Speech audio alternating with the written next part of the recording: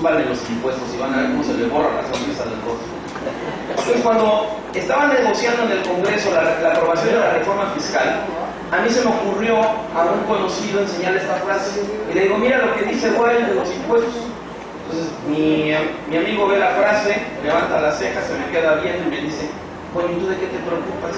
Si de todos modos quedarías exento. Qué buena onda, ¿no? Me subió el ánimo mucho. Entonces, se vino un golpe fuerte para la economía. La Secretaría de Hacienda decía, estaba necia en que íbamos a crecer este año 3.7%, pero fue el golpe tan duro que apenas hace unos meses, en mayo, se vieron obligados a bajar la meta de crecimiento y los expertos del sector privado también dicen, ni de chiste vamos a crecer 3.7, vamos a crecer 2.6, y eso gracias a que Estados Unidos se está empezando a reactivar, ¿no? Entonces esto alimentó el pesimismo y esto hace creer a mucha gente que estamos por caer más, que lo peor apenas está por venir. Y la pregunta es, ¿de veras estamos en el punto más bajo del ciclo económico? Y mi respuesta es la siguiente. Afortunadamente para mí, mi número de aciertos en materia de pronóstico supera mi número de errores. Pero obviamente eso no quiere decir que no me pueda equivocar. Tal vez me pueda equivocar. Pero con lo que a mí respecta, yo me atrevo a decirles a ustedes, chavos, esto. Chavos, prepárense. Viene un repunte de la economía bastante fuerte. Y tienen ustedes que estar preparados con buenas herramientas de educación financiera para tratar de aprovechar este repunte que viene. Y también la mala noticia es que después de este repunte en algún momento también va a venir otra caída fuerte. Y tienen que tener ustedes también los conocimientos, las herramientas para poderse mover en forma exitosa a lo largo del ciclo. Auge, recesión, época de vacas gordas, época de vacas flacas. ¿Por qué les digo esto? Bueno, porque si aquí adentro estamos muy pesimistas, ¿qué pasa en el extranjero? En el extranjero, México está de moda. Pero vale aclarar la pena entre quién está de moda. Entre el hombre de la calle, el hombre común del extranjero, México tiene muy mala imagen. Ustedes le dicen a alguien de Los Ángeles, de Houston, de Canadá, oye, ¿sabes qué? Te invito acá a mi casa en México, vente a pasar unos días de vacaciones. Probablemente les digan a ustedes, no, yo ni loco pongo un día allá en México, yo no voy a cruzar la frontera. ¿Por qué razón? No quiero que el crimen organizado me haga pozole. O sea, tienen una imagen de México muy negativa. Pero ¿en dónde está de moda México? México está de moda entre las élites, entre hombres y mujeres encumbrados, poderosos, del mundo académico, del mundo empresarial, del mundo político, en este tipo de hombres que con sus decisiones pueden cambiar el rumbo de cualquier economía. Pruebas. Miren ustedes, mientras acá adentro nadamos en pesimismo, vean nada más afuera. El Wall Street Journal, ustedes saben, uno de los periódicos más influyentes del mundo, vean este titular: México se convierte en un imán para las automotrices mundiales. ¿Cierto o falso? Cierto. O sea, a pesar de los problemas, Honda y otras marcas poderosas anunciaron desde el año pasado inversiones millonarias en estados como Guanajuato, Coahuila o Puebla. ¿Qué más ha habido de lo más reciente? BMW oficializa la instalación de una planta aquí en San Luis Potosí el 3 de julio. Otro más, nada más para ilustrar esto, traen 1.300 millones de dólares Nissan a México. También el 27 de junio se hizo el anuncio de este año. Y cifras de la propia industria aseguran que tocó récord la exportación automotriz, ¿no? Y si vemos las gráficas de la propia industria hasta junio del 2014, pues vemos que han ido rompiendo récord no solo en producción, sino en cuestión de exportación automotriz. Entonces, efectivamente, como dice el journal, México se ha convertido en un imán para las automotrices mundiales. Pero además, Starbucks tiene un gran potencial de expansión en México, y esta marca ha proliferado como hongo en distintas partes del país. Otra más, la Organización Mundial del Comercio. Ojo, vean el peso de quién está diciendo todo esto, ¿eh? Ustedes saben, la Organización Mundial del Comercio tiene como afiliados a grandes inversionistas a nivel mundial. Pues bien, ¿qué dice la OMC? Ve la OMC a México como una promesa económica. Esta expectativa de las élites internacionales sobre México me tocó a mí palparla muy de cerca cuando en octubre de 2012 me invita a desayunar el señor Max Linares. El señor Linares es director para América Latina de la revista Forbes. Ustedes saben, la revista Forbes es la más influyente a nivel mundial en materia de economía, finanzas y negocios. Me habían mandado llamar en esa época porque estaban ellos por lanzar el primer número de la revista Forbes en español para México. Entonces me adelantaron el primer número, me dieron la primicia antes de que saliera a la venta al público para que yo lo comentara en el noticiero. Entonces, a mí lo que me llamó la atención en ese desayuno fue que el señor Linares no paraba de hablar bien de México, se expresaba maravillas de nuestro país. Entonces en un momento me inquietó, porque dije, bueno, no es posible que un hombre tan culto, con una muy buena preparación académica, que ha viajado por casi todo el mundo y está representando una marca poderosa, no esté enterado de la corrupción, de las desigualdades sociales, de la tasa de crecimiento mediocre que estamos viviendo en México. Entonces yo inquieto le pregunté, le digo, oiga, señor Linares, ¿por qué tanto entusiasmo con México? Se abre los ojos con mucha sorpresa y me dice, porque México se ve muy bien. ¿En serio? Y dice, sí, dice, México se ve muy bien. Le digo, ¿qué tan bien se ve México, señor Linares? Y entonces me deja frío con la respuesta. Me dice así en forma muy contundente. Dice, si nuestra marca está dispuesta a arriesgar una buena cantidad de dólares en tu país, dices, porque México en algún momento va a despegar. Dice, México va a alcanzar tasas de crecimiento muy altas, va a crecer 5 o 6% al año. México va a rebasar a Brasil como la primera economía de América Latina.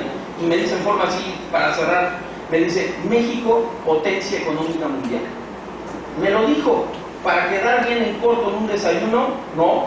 Miren, un año después de esa entrevista, la revista Forbes organizó un congreso aquí en México para las élites. Y entonces ven cómo lo titularon, porque están convencidos de eso. México, potencia económica mundial. Y vean el eslogan que utilizaron para llamar a las élites: pasos y logros hacia el posicionamiento y liderazgo internacional de México. Pero hay más todavía. La poderosa cadena de televisión CNN de Estados Unidos, en su alianza con Grupo Expansión, su portal en internet, se preguntan en algún momento, México, gigante de la economía global, y citando a una prestigiada firma de asesoría a nivel mundial, la asiática Nomura, aseguran, igual que los directivos de Forbes, que la economía mexicana podría rebasar a la brasileña según ellos en el año 2022. Otra declaración sorprendente. Uno de los altos directivos de Merrill Lynch. Merrill Lynch es uno de los grandes gigantes financieros a nivel mundial. Vean lo que declaró en mayo de este año. México, jugador estrella de último momento en América Latina. Hay más, Banco Mundial asegurando que México va a impulsar el crecimiento en el continente. Otra declaración sorprendente. Bill Richardson, ex secretario de Energía de Estados Unidos, mayo 21 de este año. Vean nada más lo que dijo el señor. A la larga, las reformas harán de México una de las grandes potencias económicas mundiales. Dice, no exagero, lo creo firmemente. Y uno de los pronósticos que a mí más me impactó, por el peso de quien lo emitió como analista, es el que hizo el doctor Thomas Friedman. El doctor Friedman es uno de los columnistas más críticos, más objetivos y más influyentes del planeta. Entonces el doctor Friedman, vean lo que puso textualmente en una de sus columnas. Dice el doctor Friedman, en la India las personas preguntan sobre China, en China la gente pregunta sobre la India. ¿Qué país será más dominante económicamente en el siglo XXI? Dice, ahora tengo la respuesta, México. Los escépticos dicen, ¿México? Pues ¿qué tomó? ¿Qué fumó este señor? No, vean el peso de las instituciones y de quiénes lo están diciendo. Otra más, de las más recientes, mayo 27 de este año, el gran magnate Donald Trump, hasta sus críticos que le reconocen a Donald Trump, que es un hombre con visión para los negocios a nivel mundial, como pocos. Y entonces el señor Trump, en una reunión con poderosos inversionistas a nivel internacional, ya nada más lo que les digo. Según él, a México le está yendo fenomenalmente bien. O sea, yo me imagino que habla respecto a las reformas que se han estado aprobando. Se le está yendo fenomenalmente bien. Dice, México va a ser la nueva China. Y les dice a los inversionistas, a la gente adinerada, ojo, volteen a ver a México, aguas, fíjense lo que está ocurriendo ahí. Y entonces, ¿qué fue lo que impactó a los inversionistas internacionales? Pues que las reformas en México habían estado aprobadas desde hace 20 años, durmiendo el sueño de los justos en el Congreso. Varios analistas que hemos estado luchando porque se aprobaran estas reformas desde hace 2 décadas, habíamos perdido la fe, creímos que nunca se iban a aprobar. Y de repente, un buen día, contra todos los pronósticos, aparece el presidente Peña, ahí abrazadito, pegado hombro con hombro, con el líder nacional del PAN, Gustavo Madero, con el líder nacional del PRD, y nos dice, ya firmamos un pacto. Ah, qué bueno, otro pacto más, ¿no? No, dice, es que ahora sí, ya va en serio, ya vamos a sacar adelante las grandes reformas económicas estructurales que han estado esperando los expertos y los analistas durante años.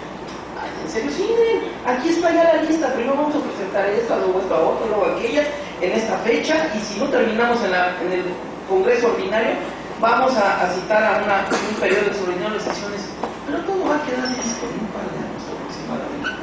Y casi nadie les creyó, y de repente salen todas las reformas, sale la reforma educativa, sale la reforma financiera, la reforma de telecomunicaciones, sale la reforma hacendaria, sale la reforma energética, y entonces los inversionistas internacionales dicen, aguas, va a cambiar el ciclo económico de México. Si ahorita están a la baja, están en recesión, están hundidos, ¿qué es lo que se espera? Que venga un repunte fuerte. Y una de las razones de por qué se espera un fuerte impacto económico tiene que ver básicamente con la cuestión petrolera, con la cuestión fiscal. ¿Qué pasa con la cuestión fiscal? Ya vimos, ¿no? El alza de impuestos perjudicó, bajó el crecimiento económico. ¿Se puede revertir el ciclo con todo y este golpe? Tal vez sí. ¿Por qué digo tal vez? Lo que voy a decir no es una certeza, es una esperanza, es un acto de fe. Espero que sí suceda, espero que se concrete. Si se aterriza una promesa de gobierno y de los partidos que voy a decir, incluso la Huasteca Potosina podría tener un repunte económico fuerte hacia adelante, a futuro. ¿A qué me refiero?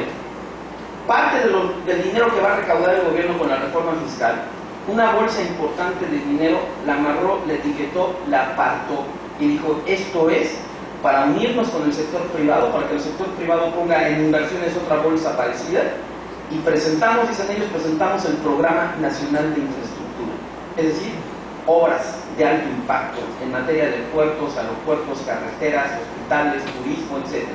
Y entonces el gobierno presentó, los partidos presentaron hace un par de meses el Programa Nacional de Infraestructura. ¿Por qué es tan importante? Puede llegar a hacer crecer al país. La experiencia internacional es contundente.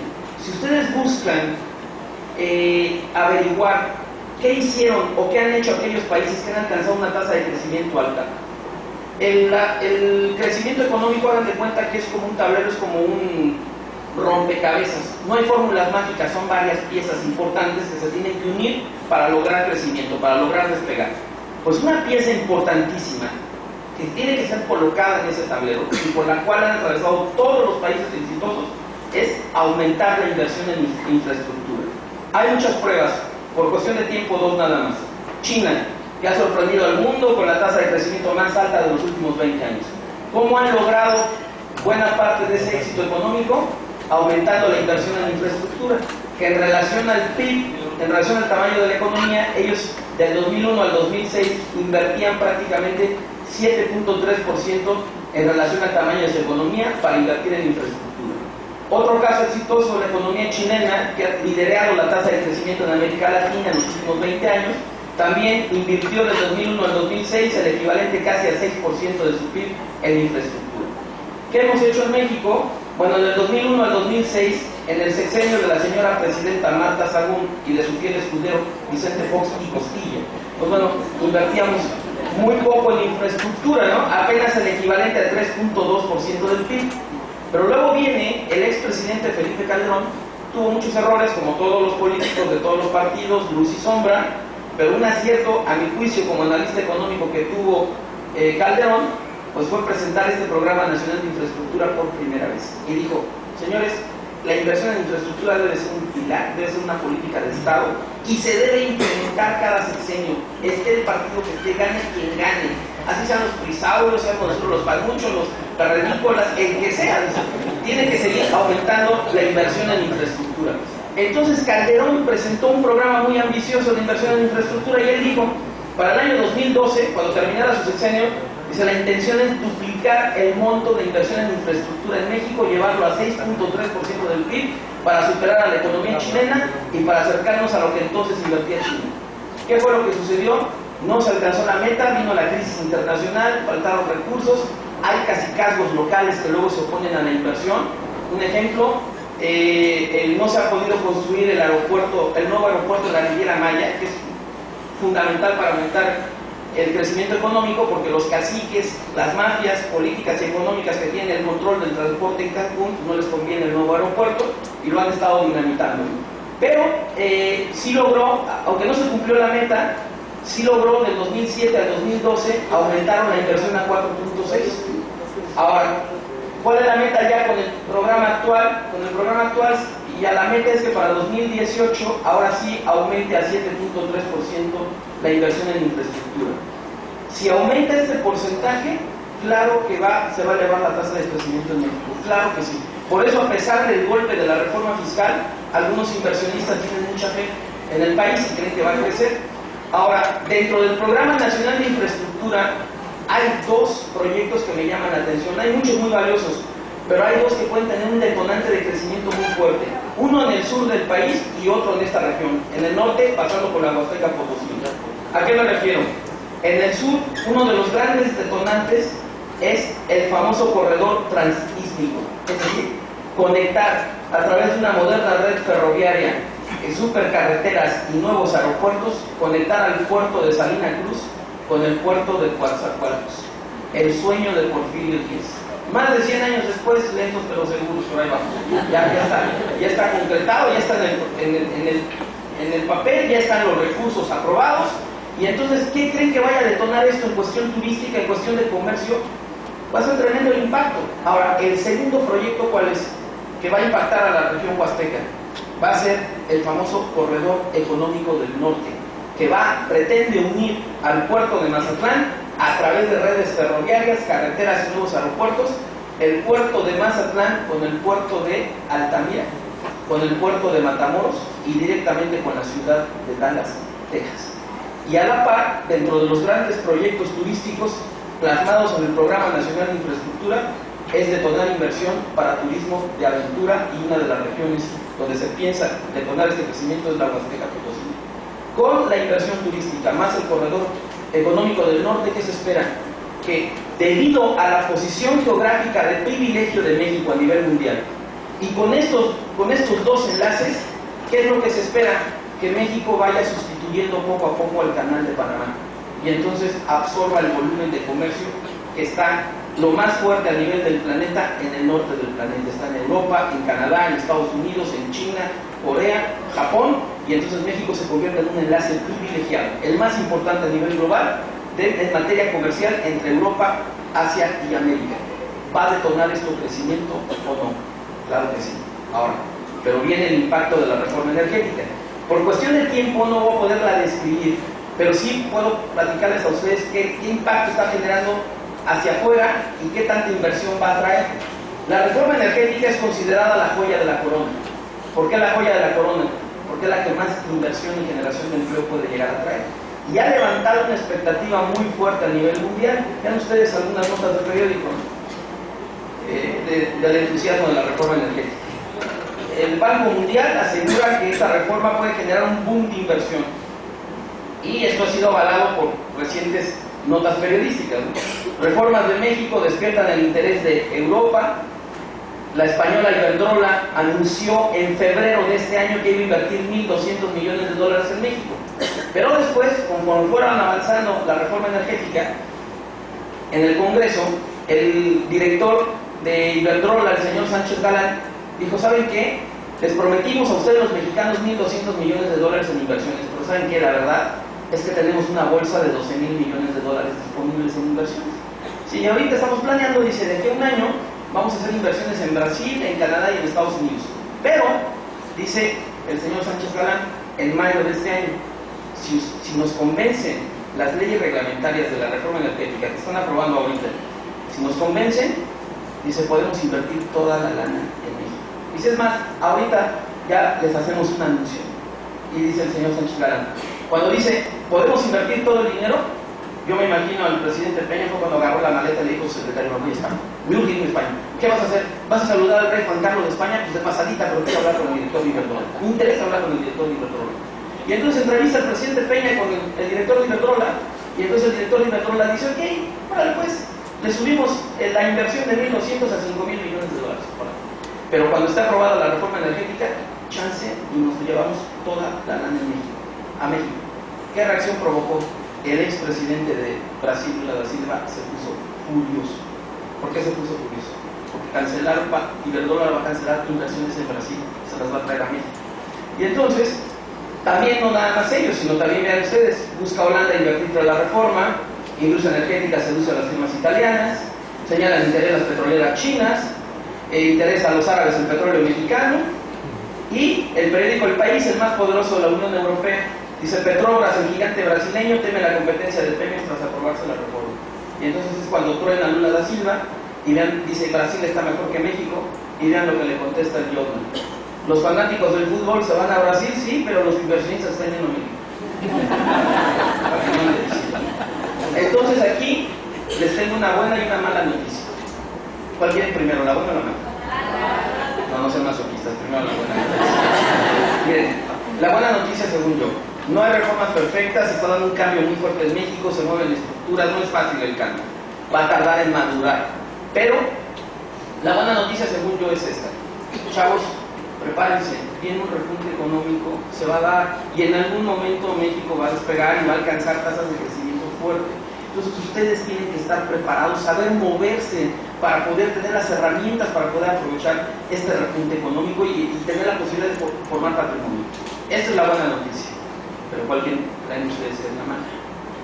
La mala: ¿cómo empezamos esta charla? Advirtiendo que el capitalismo se mueve por siglos, da tumbos. La mala noticia es que se está dando otra tendencia contradictoria. Al mismo tiempo de que México tiene la gran posibilidad de despegar y alcanzar tasas de crecimiento altas, rebasar a Brasil, colocarse como potencia económica mundial, al mismo tiempo existe el peligro de otra crisis global, y se está gestando el epicentro en Estados Unidos. Entonces, y tal vez la próxima crisis global sea más grave que la anterior. ¿Por qué razón? Miren, entramos aquí uno de los temas más oscuros de la ciencia económica, que es la política monetaria. Pero como a mí me gusta que todo quede muy claro, que se entienda perfectamente bien, voy a poner un ejemplo muy claro. Primer punto: ¿a qué se remonta este asunto? ¿Por qué vino un repunte y por qué espero que venga otra crisis? Esto se remonta al día 15 de septiembre del año 2008. Ese día quebró Lehman Brothers, una de las grandes instituciones financieras del mundo. Entonces, cuando viene la quiebra de Lehman Brothers, el pánico se extiende por todos los mercados. Hubo alarmas, sí, alarmas, sin exagerar. Y entonces muchos expertos de reconocido prestigio empezaron a decir: Estados Unidos va a caer en una crisis similar a la depresión de 1929, o más grave que la de 1929. Aguas, va a tronar, va a reventar la economía de Estados Unidos. Entonces los diputados y senadores del Congreso estadounidense, asustados, buscaban una información confiable, ¿no? Entonces le dijeron al entonces secretario del Tesoro, el doctor Paulson: oiga, doctor Paulson, venga a darnos un diagnóstico, ¿cómo está la economía norteamericana? Díganos la verdad, háblenos usted a la veracruzana, así de dicho, háblenos usted. Y entonces el doctor Paulson va al Congreso de Estados Unidos 3 días después de la quiebra de Lehman Brothers, textual, vean ustedes lo que les dijo a los legisladores: estamos a unos días del colapso total de nuestro sistema financiero, con todas las implicaciones que esto conlleva para nuestro país y para el resto del mundo. Se va a colapsar la economía norteamericana, dice el ex secretario del Tesoro. Los diputados y senadores se alarman, se reúnen con Obama y se reúnen con el presidente de la Reserva Federal de Estados Unidos, el banco central que tiene la fabriquita para imprimir dinero, para hacer dólares, y entonces arman un plan maestro, muy arriesgado, muy atrevido, y de repente salvan a la economía norteamericana. Sí, se desplomó 2009, pero no llegó al punto de una depresión, y contra todos los pronósticos, la economía de Estados Unidos se salva y empieza a crecer a partir del 2010 hasta la fecha.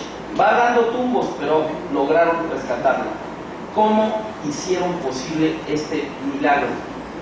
Voy a hablar en sentido figurado. Les voy a poner un ejemplo para describirles a ustedes cómo lograron levantar la economía, pero por qué este remedio, que en su momento fue milagroso y ayudó a evitar el colapso, va a provocar la próxima crisis global. Supongan esto, por favor. Vamos a suponer que ustedes son un dechado de virtudes, son unas personas así muy escrupulosas. Ustedes son muy estudiosos, parecen ratones de biblioteca, son unos auténticos nerds. Es un ejemplo nada más. Ustedes son muy disciplinados, ustedes comen a sus horas, duermen a sus horas, no incurren en excesos, no se desvelan, no toman una sola gota de alcohol, son abstemios, no van a fiestas, no frecuentan antros, jamás en su vida han pisado un table dance o un chipando, jamás. Entonces, ustedes son un dechado de virtudes, pero vamos a suponer que tienen ustedes un defecto muy fuerte. ¿Cuál es el defecto? adoran a un amigo, un compañero de banca desde la primaria, que es el reverso de la medalla. O sea, el cuate es un desastre. El amigo es burrísimo, no pregunta porque no alcanza a dar el tono, o sea, ni siquiera es muy flojo, muy desordenado, es alcohólico, parrandero, teibolero, antrero, bueno, es de lo peor. Entonces, una ocasión el amigo los anda buscando a ustedes muy desesperado, les quiere pedir un favor y les dice a ustedes: acompáñenme, vamos a Acapulco el fin de semana a un congreso. Ustedes volcan sorprendidos y dicen: tú a un congreso, sentado así, bien atento a charlas de carácter técnico. No, dice, si tú eres un relajo. Y el amigo les dice: bueno, mira, es que ir al congreso es un buen pretexto para agarrar la fiesta en el puerto de Acapulco. Dice, mira, las conferencias terminan el viernes a las 7 de la noche. Después de las conferencias hay un cóctel, y después del cóctel ya tengo reservación para ir al antro más exclusivo de México. Tengo reservación para que vayamos a El Baby. Acompáñenme. Ustedes al principio se resisten y le dicen: no, tú eres un desastre, eres bien mala copa, eres muy necio. No, dice, ya sé, dice, que soy un satanás, pero estoy buscando un chofer resignado, un alma pura para que me cuiden. Total, ustedes le hacen el favor al amigo, lo acompañan al congreso, y el amigo se pone una borrachera impresionante, de antología. Mezcla, toma de todo: vino blanco, vino tinto, whisky, cognac, tequila, vodka, una mezcolanza espantosa. Y entonces la consecuencia inevitable: el amigo al otro día se desploma, entra en crisis, está en resaca, está crudísimo. ¿Qué tan crudo está el amigo? Imagínense, lo está tirado en cama, está pálido, no se mueve, no da señales de vida, parece cadáver. ¿Han visto ustedes alguna vez algún crudo de ese tipo por acá? No. Bueno, los profesores de la Universidad de Tangamanga deben estar bien orgullosos de esos estudiantes. Muy importado. ¿De verdad nunca han visto un crudo de ese tipo? Sí, miren, algunos malvados sí, aquí, el de a mi derecha, el de mi izquierda. Bueno, ojo con esto, con nuestro ejemplo. El crudo representa la economía de los Estados Unidos. Entonces ustedes, en su desesperación, ya le pusieron suero, le dieron un par de aspirinas, le dieron un Gatorade, ya le pusieron un limón en el ombligo y no reaccionó. Entonces, de repente, alguien les dice a ustedes: oye, manda a llamar al cantinero de la esquina. Dice: sus cuates hacen milagros con los crudos, los levantan de la cabeza. Total, en su desesperación, ustedes llaman al cantinero. Llega el cantinero así con una parsimonia desesperante. Entonces les dice: se va a morir, no se mueran. Total, el cantinero ve al crudo, lo observa 30 segundos y les dice a ustedes: lo voy a levantar. Ay, no, si yo no he podido levantarlo con todos los remedios del médico, remedios que hacer, lo voy a levantar. Y dice el cantinero: primera estrategia, tráete una michelada con clamato. Ustedes dicen: pero ¿cómo está perversa esa recomendación? ¿Cómo le voy a dar más alcohol si esto es el alcohol lo que lo hizo entrar en euforia y lo tiene al borde de la muerte?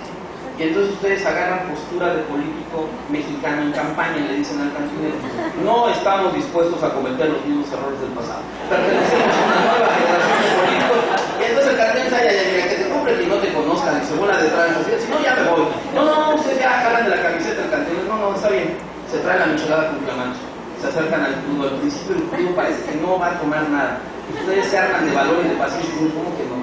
Tengo que poder. Y entonces, en un momento, el crudo empieza a absorber el líquido. ¿Qué creen que sucede cuando el crudo se termina una michelada? ¿De verdad nunca han visto qué pasa cuando le dan a un crudo una michelada con clamato? ¿De verdad nunca en su vida lo han visto? Miren, el día que lo vean, se van a asustar. De verdad, ¿no? El efecto parece así como milagroso. Usted le da una michelada con clamato a alguien que está muriendo de una cruda, se levanta. Entonces el crudo se incorpora a nuestro ejemplo, abre los ojos, sonríe, balbucea las primeras palabras: ¿dónde estoy? Ustedes emocionados para darle ánimo, dicen: sí, sigue la fiesta, estamos en el after, sigue la fiesta. Entonces ustedes ya le agarraron mucha credibilidad al cantinero. Dicen: este cuate sí lo va a levantar, crecimiento económico, se va a levantar de la tabla. Y entonces le dicen ustedes muy emocionado al cantinero: ¿qué sigue? Segunda recomendación, dice el cantinero: tráete una botella de tequila. Le dicen: oigan, ¿qué tal si nos pasa la mano? Lo vamos a volver a emborrachar. Y entonces el cantinero, el que ahora agarra postura de tecnócrata, así de recién graduado en Harvard como no. Y entonces les dice a ustedes: para no incurrir en excesos, nos vamos a pegar estrictamente a lo que dice la ciencia económica, nos vamos a pegar estrictamente a lo que dice la teoría. Y la teoría dice que este remedio es milagroso, pero también es peligroso, porque si nos abusamos en la aplicación, podemos volverlo a emborrachar y hacerlo caer en otra cruda peor que la anterior, la que queremos remediar. Entonces dice el cantinero, lo único que tenemos que hacer es darle un toquecito de liquidez, o sea, inyectarle un poquito de liquidez, inyectarle un poquito de alcohol, 2 caballitos de tequila nada más. Ya con esos caballitos de tequila y el suero que le pusiste, pues, se va a levantar, va a caminar, recuperamos crecimiento económico.